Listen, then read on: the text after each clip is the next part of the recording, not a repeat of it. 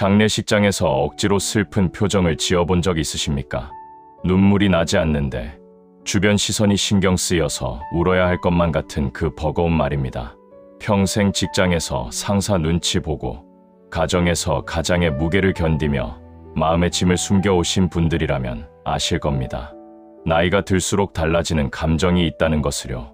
후회와 외로움 사이에서 진짜 내 감정이 뭔지조차 헷갈릴 때가 있습니다. 그런데 이 진실을 대부분 모르고 살아갑니다. 가짜 슬픔을 연기하느라 진짜 마음을 잃어버리고 있다는 사실을요. 오늘 이 이야기 하나면 그 무거운 가면을 벗을 수 있습니다. 여러분의 남은 날들이 달라질 수 있습니다. 토요일 오후 전화벨이 울렸습니다. 화면에 뜬 번호는 요양병원이었습니다. 이미 마음 한켠에서는 알고 있었을지도 모릅니다. 언젠가 올 전화라는 거려. 수화기 너머로 들려온 말은 간단했습니다. 어머니가 오늘 오전 편안히 눈을 감으셨다고요. 고맙습니다. 곧 가겠습니다. 그 짧은 대답을 끝으로 전화를 끊었습니다. 창밖을 바라봤습니다. 가을 햇살이 아파트 베란다에 부드럽게 내려앉고 있었죠. 이상하게 눈물이 나지 않았습니다. 목이 메이거나 가슴이 찢어지는 것도 아니었습니다. 그저 올 것이 왔구나 하는 담담한 사실만이 마음에 묵직하게 내려앉았을 뿐입니다. 뭔가 이상했습니다. 어머니가 돌아가셨는데 왜 나는 펑펑 울지 못하는 걸까요? 드라마에서 보던 것처럼 무릎 꿇고 통곡해야 하는 것 아닌가요? 그런 생각이 스쳐 지나갔습니다. 그리고 곧바로 또 다른 생각이 따라왔죠. 혹시 나는 비정한 사람인 걸까요? 거울 앞에 섰습니다. 이른을 바라보는 얼굴에는 주름이 깊게 패여 있었죠. 그 주름 하나하나가 견뎌온 세월의 흔적이었습니다. 젊은 시절에는 작은 일에도 눈물이 핑 돌았는데 언제부터인가 감정의 수도꼭지가 녹슬어버린 것 같았습니다. 장례식장으로 향하는 길이었습니다. 택시 안에서 창밖을 바라보며 생각했죠. 내가 이렇게 무덤덤해도 되는 걸까요? 어머니를 사랑하지 않았던 걸까요? 아닙니다. 분명 사랑했습니다. 매주 요양병원을 찾아가 손을 잡아드렸고 좋아하시던 약과를 가져다 드렸습니다. 그런데 왜 눈물이 나오지 않는 걸까요? 장례식장에 도착했습니다. 입구에서부터 곡소리가 들려왔죠. 친척들이 모여 있었습니다. 고모는 어머니 영정 앞에서 울음을 터뜨리고 있었고 사촌 동생은 눈이 퉁퉁 부어 있었습니다. 모두가 슬픔에 젖어 있었습니다. 그런데 나만 건조했습니다. 눈은 뻑뻑하고 표정은 굳어 있었죠. 조문객들이 하나둘 도착하기 시작했습니다. 어깨를 토닥이며 위로의 말을 건네는 사람들. 그들의 눈에는 눈물이 고여 있었습니다. 그리고 그들은 나를 바라봤죠. 의아하다는 듯이요. 상주인 내가 울지 않는다는 게 이상하게 보였나 봅니다. 어떤 분은 대놓고 물었습니다. 많이 힘드시죠? 울어도 괜찮아요. 그 말이 마치 내게 울라고 명령하는 것처럼 느껴졌습니다. 하지만 눈물은 나오지 않았습니다. 슬픈 표정을 지어봤습니다. 억지로 눈썹을 내리고 입꼬리를 아래로 당겨봤죠. 그런데 그 표정이 거울에 비친 내 모습처럼 어색하게 느껴졌습니다. 마치 연극을 하는 것 같았습니다. 남들이 기대하는 상주다운 모습을 연기해야 한다는 강박이 밀려왔죠. 빈소 한켠에 앉아 있었습니다. 조문객들의 발걸음 소리, 절하는 소리, 위로의 말들이 귀에 들어왔다 빠져나갔습니다. 모든 것이 나와 상관없는 연극처럼 느껴지는 괴리감. 내가 진짜 이 자리에 있는 게 맞나 싶었습니다. 효도라는 단어가 머릿속을 맴돌았습니다. 어머니가 살아계실 때 더 잘해드릴 걸. 그런 후회는 있었습니다. 하지만 지금 이 순간 눈물이 쏟아지지 않는다는 사실이 그 모든 후회보다 더 크게 느껴졌습니다. 내가 불효자인 걸까요? 밤이 깊었습니다. 조문객들이 하나둘 돌아가고 장례식장은 조용해졌죠. 형광등 불빛 아래 홀로 앉아 어머니 영정을 바라봤습니다. 젊은 시절의 어머니, 웃고 계신 사진이었습니다. 그 미소를 보면서도 눈물은 나지 않았습니다.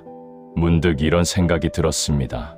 사람들은 왜 장례식장에서 울어야 한다고 생각할까요? 눈물을 흘려야만 고인을 사랑했다고 인정받는 걸까요? 만약 그렇다면 나처럼 울지 못하는 사람은 사랑하지 않은 것으로 취급되는 걸까요? 그날 밤 장례식장 간이 침대에 누워 천장을 바라봤습니다. 어머니와의 추억이 떠올랐습니다. 어린 시절 업어주시던 따뜻한 등, 대학 합격 소식에 기뻐 우시던 모습, 손주를 안고 한바구음 짓던 날, 그 모든 기억이 또렷했습니다. 하지만 눈물은 여전히 나오지 않았죠. 새벽녘이 되었습니다. 창밖으로 어슴푸레한 빛이 스며들었죠. 밤새 뜬 눈으로 지새웠지만 슬픔보다는 공허함이 더 컸습니다. 이 낯선 무감각함이 나를 짓눌렀습니다. 내가 대체 어떤 사람인지 모르겠다는 당혹스러움이 밀려왔죠. 3일장을 치렀습니다. 화장터에서 어머니의 마지막 모습을 지켜봤죠. 연기가 피어오르는 굴뚝을 바라보면서도 담담했습니다. 주변 사람들은 흐느꼈지만 나는 그저 묵묵히 서 있었습니다. 유골함을 받아들었을 때 그 무게가 어머니의 일생보다 가볍게 느껴졌습니다. 납골당에 어머니를 모셨습니다. 작은 함 하나에 90년 인생이 담겼죠. 저를 올리고 돌아서는데 뒤에서 누군가 말했습니다. 그래도 상주분이 의연하시네요. 의연하다. 그 말이 칭찬인지 비난인지 알 수 없었습니다. 사무제까지 마치고 집으로 돌아왔습니다. 오랜만에 맞는 혼자만의 시간이었죠. 현관문을 열고 들어서니 텅 빈 거실이 기다리고 있었습니다. 아내는 벌써 잠자리에 들었고 자식들은 각자의 삶으로 돌아갔습니다. 고요함이 귓가에 웅웅 울렸습니다. 소파에 앉았습니다. 어둠 속에서 아무 생각 없이 앉아 있었죠. 그때 깊은 죄책감이 밀려왔습니다. 어머니가 돌아가셨는데 왜 나는 미치도록 슬프지 않은 걸까요? 정상적인 사람이라면 밥도 못 먹고 울어야 하는 것 아닌가요? 자책이 시작되었습니다. 나는 냉혈한인가요? 효도의 마음이 없는 사람인가요? 어머니를 진심으로 사랑하지 않았던 걸까요? 그런 생각들이 머릿속에서 꼬리에 꼬리를 물었습니다. 답을 찾을 수 없는 질문들이 나를 괴롭혔죠. 다음 날 아침이 밝았습니다. 세상은 아무 일 없다는 듯 돌아가고 있었죠. 아파트 단지에서는 아이들이 뛰어놀고 출근길 사람들은 바쁘게 걸어갔습니다. 어머니가 돌아가셨는데 세상은 멈추지 않았습니다. 그 당연한 사실이 서글펐습니다. 마트에 장을 보러 갔습니다. 평소처럼 우유와 빵을 집어들었죠. 계산대 앞에서 문득 깨달았습니다. 어머니 돌아가신 지 며칠 되지도 않았는데 나는 이렇게 일상을 살고 있구나. 밥을 먹고 장을 보고 텔레비전을 보고 그게 잘못된 건가요? 동네 노인정 앞을 지나갔습니다. 어르신들이 장기를 두고 계셨죠. 그 모습을 보면서 생각했습니다. 저분들 중에서도 부모님을 먼저 보내신 분들이 계실 텐데 다들 어떻게 견뎌내셨을까요? 혹시 나처럼 울지 못해서 괴로웠던 분은 없으셨을까요? 밤이 되면 잠이 오지 않았습니다. 이불을 뒤집어 쓰고 누워도 눈이 말똥말똥했죠. 천장을 바라보며 삶과 죽음에 대해 생각했습니다. 언젠가 나도 저렇게 떠나겠지요. 누군가 내 장례를 치르겠죠. 그때 그 사람은 울어줄까요? 허무함이 밀려왔습니다. 90년을 사신 어머니의 삶이 작은 유골함에 담기는 걸 봤습니다. 나 역시 마찬가지겠죠. 아무리 열심히 살아도 결국 한쯤 제가 됩니다. 그렇다면 이 삶의 의미는 무엇일까요? 며칠이 지났습니다. 죄책감은 점점 커져만 갔죠. 어머니 사진을 보면서도 울지 못하는 내가 한심했습니다. 주변 사람들은 슬픔을 극복하라고 위로했지만 정작 나는 슬픔을 느끼지 못하고 있었으니까요. 그 괴리감이 나를 미치게 했습니다. 어느 날 밤이었습니다. 잠을 이루지 못하고 서재에 앉아 있었죠. 책장을 둘러보다가 오래된 책 한 권이 눈에 들어왔습니다. 표지가 누렇게 바랜 문고판이었습니다. 젊은 시절 읽었던 책이었죠. 책을 꺼내 첫 페이지를 펼쳤습니다. 그리고 그 유명한 첫 문장과 마주했습니다. 오늘 엄마가 죽었다.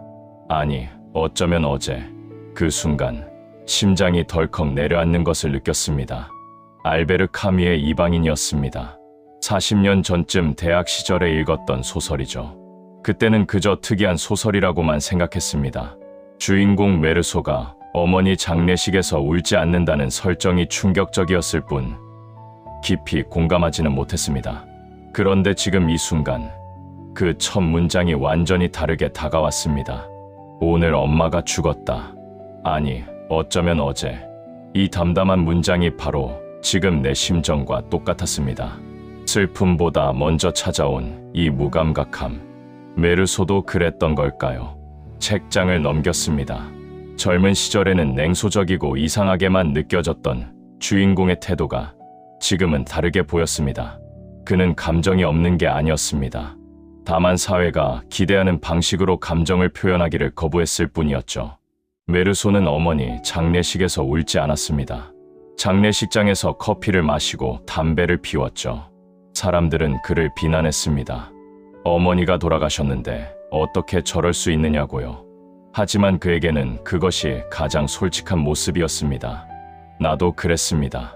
장례식장에서 억지로 슬픈 표정을 지으려 했지만 그게 진짜 내 감정이 아니라는 걸 알고 있었죠. 내 마음속의 슬픔은 눈물의 형태가 아니었습니다. 그것은 말로 설명하기 어려운 깊고 고요한 무언가였습니다. 카미는 이방인을 통해 말하고 있었습니다. 세상은 우리에게 특정한 방식으로 감정을 표현하라고 강요한다고요. 장례식에서는 울어야 하고 결혼식에서는 웃어야 합니다. 그 규범에서 벗어나면 이상한 사람 취급을 받죠. 그런데 그게 과연 진짜일까요? 남들 앞에서 펑펑 우는 것만이 진심일까요? 조용히 가슴속으로 사귀는 슬픔은 가짜란 말인가요? 나는 어머니를 사랑했습니다. 다만 그 사랑을 눈물로 표현하지 못했을 뿐입니다. 새벽 3시였습니다. 책을 덮고 창밖을 바라봤죠. 깜깜한 하늘에 별이 몇 개 떠 있었습니다. 그 순간 마음속에서 무언가가 풀리는 것을 느꼈습니다. 지금까지 나를 짓누르던 죄책감이 조금씩 녹아내리기 시작했습니다. 메르소가 감정이 없는 것이 아니었던 것처럼 나도 비정한 게 아니었습니다. 그저 사회가 정해놓은 슬픔의 형식에 맞지 않았을 뿐이죠. 눈물이 나지 않는다고 해서 사랑하지 않은 게 아닙니다. 오히려 억지로 눈물을 짜내는 것이야말로 거짓일 수 있습니다. 그 밤 처음으로 마음이 편해졌습니다. 여전히 눈물은 나지 않았지만 더 이상 그것 때문에 괴로워하지 않아도 된다는 걸 알았습니다. 내 방식대로 어머니를 그리워해도 된다는 걸 깨달았죠. 카미가 말한 부조리라는 것이 무엇인지 어렴풋이 이해되기 시작했습니다. 세상은 우리에게 특정한 역할을 강요합니다. 상주는 울어야 하고 노인은 의젓해야 하며 부모는 헌신해야 합니다. 하지만 삶은 그렇게 깔끔하게 정리되지 않죠. 부조리란 그런 것이었습니다. 세상이 요구하는 것과 내가 느끼는 것 사이의 어긋남. 그 틈에서 우리는 방황하고 괴로워합니다. 하지만 카미는 말합니다. 그 부조리를 인정하고 받아들일 때 비로소 자유로워질 수 있다고요. 젊은 시절의 나는 그 말을 이해하지 못했습니다. 부조리라니 허무주의적인 소리처럼 들렸죠. 하지만 70년을 살아오면서 숱한 부조리를 겪었습니다. 열심히 일했는데 승진해서 밀린 적도 있고 좋은 사람이 먼저 떠나는 것도 봤습니다. 삶은 공정하지 않습니다. 노력한 만큼 보상받지 못하고 사랑한다고 해서 영원히 함께할 수 있는 것도 아닙니다. 어머니가 돌아가신 것도 그렇죠. 왜 하필 지금인가? 왜 이렇게 갑자기인가? 이유를 물어도 대답은 없습니다. 하지만 카미는 그 부조리 앞에서 절망하지 말라고 합니다. 대신 그것을 똑바로 바라보라고요. 삶의 본래 의미가 없다는 걸 인정할 때 역설적으로 우리는 스스로 의미를 만들어갈 자유를 얻습니다. 그 말이 마음에 와닿았습니다. 어머니의 죽음에 특별한 의미는 없을지도 모릅니다. 그저 모든 생명이 거치는 자연스러운 과정일 뿐이죠. 하지만 내가 그 죽음을 어떻게 받아들이느냐, 남은 삶을 어떻게 살아가느냐는 전적으로 내 몫입니다. 날이 밝았습니다. 서재 창문으로 아침 햇살이 쏟아졌죠. 밤새 책을 읽느라 피곤했지만 마음은 오히려 가벼웠습니다. 오랜만에 느끼는 평온함이었습니다.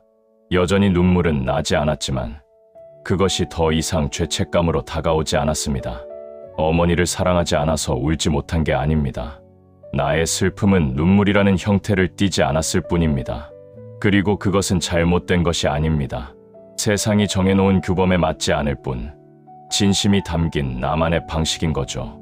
카미의 이방인 송메르소는 사회의 기대에 맞추지 않았다는 이유로 결국 사형 선고를 받습니다. 물론 그건 살인을 저질렀기 때문이지만 재판 과정에서 검사는 그가 어머니 장례식에서 울지 않았다는 점을 문제 삼았죠. 어머니 장례식에서 울지 않은 자는 살인을 저지를 수 있다. 이 황당한 논리가 당시 사회의 위선을 보여줍니다. 진짜 슬픔보다 슬픔의 연기가 더 중요한 세상, 형식이 내용을 압도하는 사회. 카미는 그것을 비판한 겁니다. 나 역시 그랬습니다. 장례식장에서 억지로 슬픈 표정을 지으려 했죠. 주변의 시선이 두려웠으니까요. 하지만 그 순간 나는 진짜 나 자신이 아니었습니다. 남들이 기대하는 상주의 모습을 연기하고 있었을 뿐입니다. 평생을 그렇게 살아왔다는 걸 깨달았습니다. 직장에서는 상사가 원하는 직원의 모습을, 가정에서는 아내와 자식들이 기대하는 남편과 아버지의 모습을 연기해왔죠. 은퇴한 지금도 여전히 사회가 정해놓은 점잖은 노인의 역할을 하고 있었습니다. 카미는 그런 가면을 벗어버리라고 합니다. 타인의 기대에 맞추느라 진짜 자신을 잃어버리지 말라고요. 물론 그게 쉬운 일은 아닙니다. 사회 속에서 살아가려면 어느 정도의 타협은 필요하니까요. 하지만 적어도 감정만큼은 솔직해도 되지 않을까요? 슬플 때 슬퍼하고 기쁠 때 기뻐하는 것, 그리고 눈물이 나지 않을 때는 굳이 억지로 울지 않는 것, 그것이 진짜 나다운 모습 아닐까요? 그날 이후로 마음이 많이 편해졌습니다. 여전히 어머니 생각을 하면 가슴 한켠이 아립니다. 하지만 그 아픔을 굳이 눈물로 표현하려 애쓰지 않습니다. 조용히 가슴속에 품고 있으면 됩니다. 그런데 그날 밤 예상치 못한 일이 벌어졌습니다. 어머니 유품을 정리하다가 오래된 서랍장 안에서 봉투 하나를 발견했습니다. 누렇게 바랜 봉투였죠. 열어보니 편지가 들어 있었습니다. 어머니의 필체였습니다. 편지는 10년 전에 쓴 것이었습니다. 언젠가 내가 세상을 떠나면 이 편지를 읽어라. 그렇게 시작되는 글이었죠. 어머니는 당신이 돌아가시면 슬퍼하지 말라고 쓰셨습니다. 내가 행복하게 사는 것이 나를 기억하는 가장 좋은 방법이라고요. 눈물이 나지 않았던 이유를 비로소 알 것 같았습니다. 어머니는 이미 오래전에 준비가 되어 계셨던 거죠. 그리고 나 역시 마음 어딘가에서는 그 이별을 받아들일 준비가 되어 있었던 겁니다. 슬프지 않은 것이 아니라 다른 형태의 슬픔이었던 거죠. 편지 마지막에 이런 구절이 있었습니다. 인생은 짧단다. 남은 시간을 남의 눈치 보느라 허비하지 마렴. 내가 하고 싶은 대로, 느끼고 싶은 대로 살아가렴. 그것이 엄마가 바라는 마지막 소원이야. 어머니의 그 말씀이 카미가 말한 것과 닮아 있었습니다. 타인의 기대에 맞춰 살지 말라는 것, 자신의 진실한 감정에 솔직하라는 것. 어머니도 그것을 아셨던 거죠. 평생 가장의 역할에 충실했던 아들이 늘 걱정되셨나 봅니다. 다시 카미의 책을 펼쳤습니다. 이방인의 마지막 장면이 떠올랐습니다. 사형을 앞둔 메르소는 밤하늘의 별을 바라보며 처음으로 마음을 열죠. 그는 우주의 부드러운 무관심의 마음을 여는 순간 비로소 자유로워집니다. 그 구절의 의미가 이제야 이해되었습니다. 우주는 우리에게 관심이 없습니다. 삶에 본래 주어진 의미 같은 건 없죠. 하지만 그것이 절망의 이유가 아니라 자유의 근거가 됩니다. 의미가 정해져 있지 않으니 우리 스스로 만들어가면 됩니다. 어머니의 죽음 앞에서 눈물이 나지 않았던 것, 그것은 잘못이 아니었습니다. 오히려 가장 솔직한 반응이었죠. 세상이 정해놓은 애도의 형식에 맞지 않았을 뿐, 내 마음속에서 어머니를 그리워하는 방식은 분명히 존재했습니다. 그날 이후로 삶을 바라보는 시선이 달라졌습니다. 더 이상 남들의 기대에 맞추려 애쓰지 않았죠. 착한 노인의 역할을 연기하지 않아도 된다는 걸 알았습니다. 내가 느끼는 대로 느끼고 내가 원하는 대로 살아도 된다는 거요. 이것이 카미가 말한 반항입니다. 부조리한 세상에 대한 반항. 그것은 폭력적인 저항이 아닙니다. 그저 세상이 강요하는 역할에서 벗어나 진짜 나 자신으로 살아가는 것이죠. 눈물을 강요하는 세상에서 담담함을 선택하는 것. 그것이 반항입니다. 카미는 시지프 신화라는 에세이에서 이렇게 말했습니다. 부조리를 인식하고서도 삶을 긍정하는 것이 진정한 용기라고요. 시지프는 영원히 바위를 밀어 올려야 하는 형벌을 받았지만 카미는 그를 행복한 사람으로 그립니다. 왜 그럴까요? 시지프는 자신의 운명을 받아들였기 때문입니다. 바위가 굴러 떨어질 것을 알면서도 다시 밀어 올립니다. 그 반복 속에서 그는 절망하지 않고 오히려 의미를 찾습니다. 바위를 미는 행위 자체가 그의 삶이 된 거죠. 나 역시 마찬가지입니다. 어머니는 돌아가셨고 나도 언젠가 떠나겠죠. 이것은 피할 수 없는 운명입니다. 하지만 그 운명 앞에서 절망하는 대신 지금 이 순간을 살아가기로 했습니다. 남은 시간이 얼마든 그 시간을 온전히 나답게 살기로요. 삶의 의미를 억지로 찾으려 애쓰지 않습니다. 거창한 목표를 세우지도 않죠. 그저 오늘 아침에 내리쬐는 햇살의 따뜻함을 느끼고 커피 한 잔의 향기를 음미합니다. 저녁에는 석양을 바라보며 하루를 되돌아봅니다. 카미가 말한 현재에 충실하라는 것이 이런 의미 아닐까요? 과거에 대한 후회와 미래에 대한 불안에 시달리는 대신 지금 이 순간을 온전히 살아가는 것, 그것이 부조리한 세상에서 인간이 취할 수 있는 가장 고귀한 태도입니다. 젊은 시절에는 미래를 위해 현재를 희생했습니다. 승진을 위해 야근하고 노후를 위해 저축했죠. 하지만 막상 노년이 되어 보니 그렇게 모아둔 시간은 어디에도 없었습니다. 시간은 저축할 수 없는 것이었습니다. 지금 가진 것은 오직 오늘뿐입니다. 내일이 올지 안 올지도 모르고 어제는 이미 지나가 버렸죠. 그러니 오늘을 소중히 여겨야 합니다. 햇살이 따뜻하면 산책을 나가고 비가 오면 창가에 앉아 빗소리를 들으면 됩니다. 어머니가 돌아가신 후 나의 일상은 크게 달라지지 않았습니다. 여전히 아침에 일어나 밥을 먹고 신문을 읽고 가끔 옛 친구들을 만납니다. 달라진 것이 있다면 그 일상을 대하는 마음가짐이죠. 예전에는 이런 반복되는 일상이 무료하게 느껴졌습니다. 은퇴 후에 할 일이 없어서 시간을 때우는 것 같았죠. 하지만 지금은 그 일상 하나하나가 소중하게 느껴집니다. 이것이 내 삶이고 이것이 살아있다는 증거니까요. 카미는 이방인에서 메르소가 감옥에서 바라보는 하늘을 묘사합니다. 작은 창문 너머로 보이는 네모난 하늘, 그것이 메르소에게는 전부였죠. 하지만 그는 그 작은 하늘에서 무한한 자유를 느낍니다. 나 역시 그렇습니다. 삶의 범위가 좁아졌을지 몰라도 그 안에서 느끼는 감정의 깊이는 오히려 깊어졌습니다. 손주의 웃음소리가 더 예쁘게 들리고 아내가 끓여주는 된장찌개가 더 맛있게 느껴집니다. 작은 것들에서 기쁨을 찾는 법을 배웠습니다. 그리고 깨달았습니다. 삶에는 거창한 의미가 필요 없다는 것을요. 매일 아침 해가 뜨고 저녁에 해가 지는 것, 봄에 꽃이 피고 가을에 잎이 지는 것, 그 자연스러운 순환 속에 이미 충분한 의미가 담겨 있습니다. 어머니의 죽음도 마찬가지입니다. 거기에 특별한 의미를 부여할 필요가 없습니다. 모든 생명은 태어나고 살다가 죽습니다. 어머니도 그 과정을 거치신 거죠. 슬프지만 동시에 자연스러운 일이기도 합니다. 그것을 받아들이는 순간 마음이 가벼워졌습니다. 더 이상 죽음을 두려워하지 않습니다. 물론 살고 싶죠. 하지만 언젠가 올 그날을 미리 걱정하며 오늘을 허비하고 싶지 않습니다. 오늘 할 수 있는 일에 집중하는 게 더 낫습니다. 타인의 시선도 예전만큼 신경 쓰지 않습니다. 내가 어떤 옷을 입든 무슨 말을 하든 그것은 내 선택이고 내 삶입니다. 남들이 뭐라고 하든 크게 개의치 않습니다. 이 나이에 다른 사람 비위 맞추느라 내 마음을 숨길 이유가 없죠. 카미는 이것을 반항적 자유라고 불렀습니다. 세상이 정해놓은 규범에서 벗어나 스스로의 가치를 세우는 것. 그것이 부조리에 대한 인간의 유일한 대응이라고요.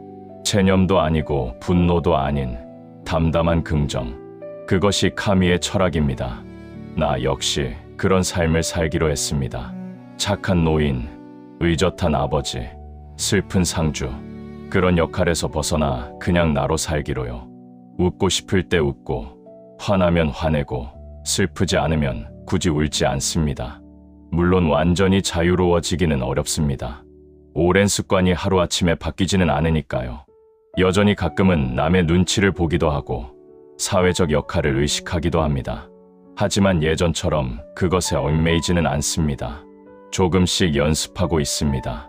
하고 싶은 말을 솔직하게 하는 연습, 불필요한 사과를 하지 않는 연습, 내 감정에 귀 기울이는 연습, 작은 것부터 시작해서 조금씩 진짜 나다운 삶을 만들어가고 있습니다. 그러던 어느 날이었습니다.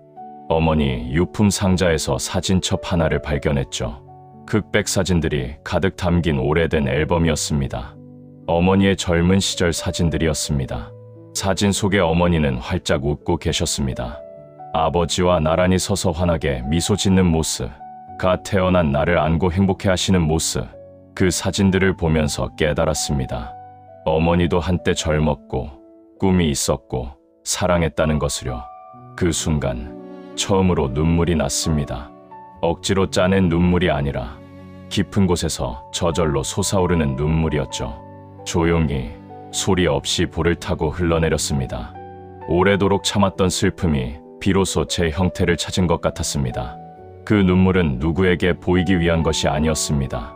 장례식장에서 남들 앞에 흘리는 눈물이 아니라 온전히 나만의 슬픔이었습니다.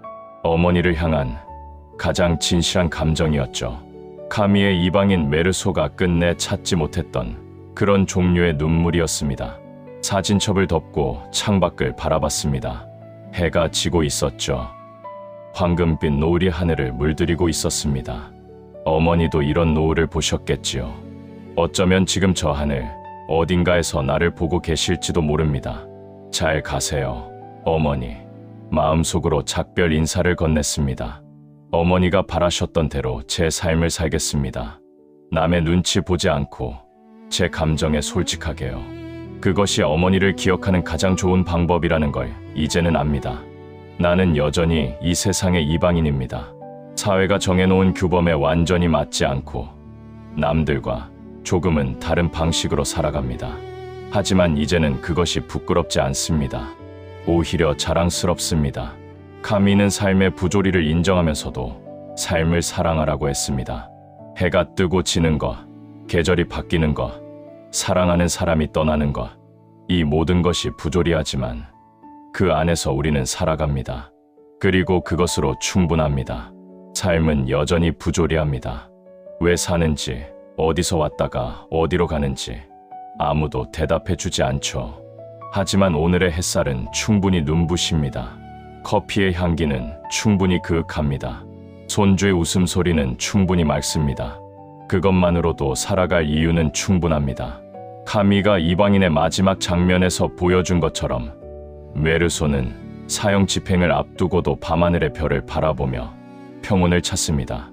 삶의 의미가 없다는 것을 받아들인 순간 역설적으로 그는 자유로워졌습니다. 나 역시 마찬가지입니다. 어머니의 죽음을 통해 삶의 부조리를 직면했습니다. 눈물이 나지 않는 자신을 보며 죄책감에 시달렸죠. 하지만 그 과정을 통해 비로소 진짜 나 자신을 만났습니다.